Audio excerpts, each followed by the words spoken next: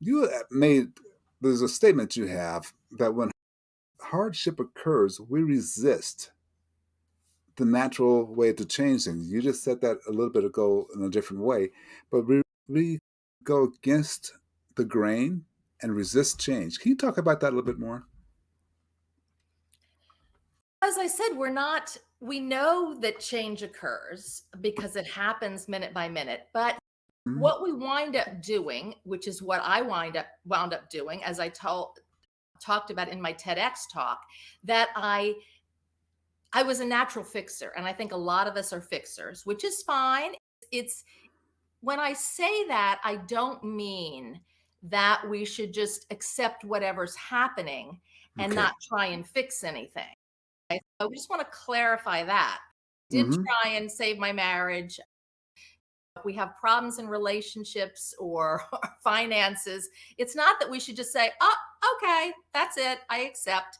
Of course, we're going to try and resolve things. We're going to try and resolve things, but it's this constant trying to put whatever has happened, one, pretend it hasn't happened. We're in denial that it's happened Mm. because there's a lot of denial. Okay.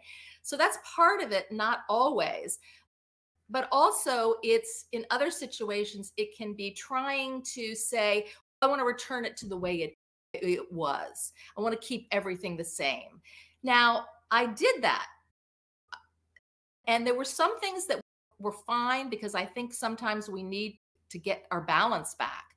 We can't just go off saying, okay, I accept this because we're not ready. We haven't grieved.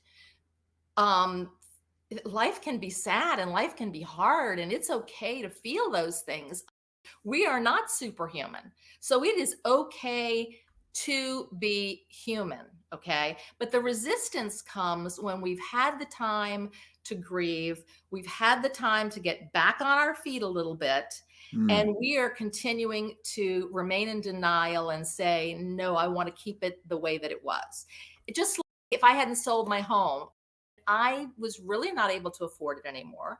I had someone saying to me, you can condo the whole building and keep every floor and be a landlord for all of it. It was like, it was almost like, no, Beverly, you need to accept that it is time to Okay. move on and that maybe there's something here that you can learn that's going to change your life. So at that point, um, I was resisting when people were saying, no, no, I was resisting. This is natural. My daughter went off to college. This feels natural, and I need to go with it and see where it leads. Why do we resist that? Like you said, it's resisting the natural laws of change. Why do we resist that? Is that based upon fear or something else? That is totally based on fear. We don't like when bad things happen. We don't like loss.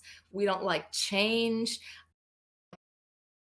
If, not to keep this conversation all about the divorce, but if you look at divorce, second and third marriages are way up there. Third marriages divorce rate is 70%. So it's like whoever said you keep doing the same things and expecting something different to happen. We're afraid to be alone. We're we're afraid what's going to happen if I lose this big house. I was at a Thanksgiving meal with some people a couple of years ago before the whole COVID thing, Mhm. and my friend said, tell them about the book and whatever. And there was a woman there, and she was telling me about all her china from her mother-in-law that she still had. And she said, well, I can't give any of that away. And I said, why? Because it was obvious that it was upsetting her that she had all this stuff. I Yes. said, why can't you do that? That's crazy. You can't just do that. We're so ingrained into thinking that we can't even do those things. So, But we think it keeps us safe. I don't know. We just look at hoarders. Look at people who just their life is consumed with stuff or their calendars. They fill up their calendars because they can't have an evening alone. I used to take one evening when I started saying, create that space in your life. Go sit at a restaurant and sit at the bar and have a glass of wine and work on your book. You don't have to go in there with a person. If I wanted to see a movie, I didn't have to take someone with me. I didn't have to go with someone. I know people today, they won't go anywhere alone. They're just like, "Oh, I can't go alone." I think fear, and that's just a little thing. That's just a tiny little thing. I think Right. that fear is underlying all of this. Now, we can go into a deeper discussion, which could be another TED Talk, which is, I think, beyond this one. But A book that I quote in my book is Ernest Becker's Denial of Death. He won okay. the Pulitzer Prize for that.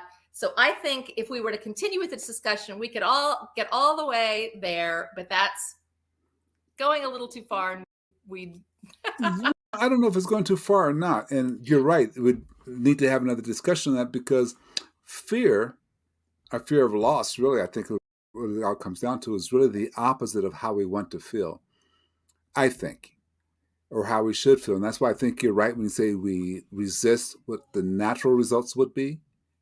And that's to move forward. I think we're so interested in staying where we are because we're afraid by moving forward, we lose. I'm just guessing that. And you have to coach me on that. Am I off base there, or what do you think? no, not at all. And I think if we're talking about fear, I think very close to that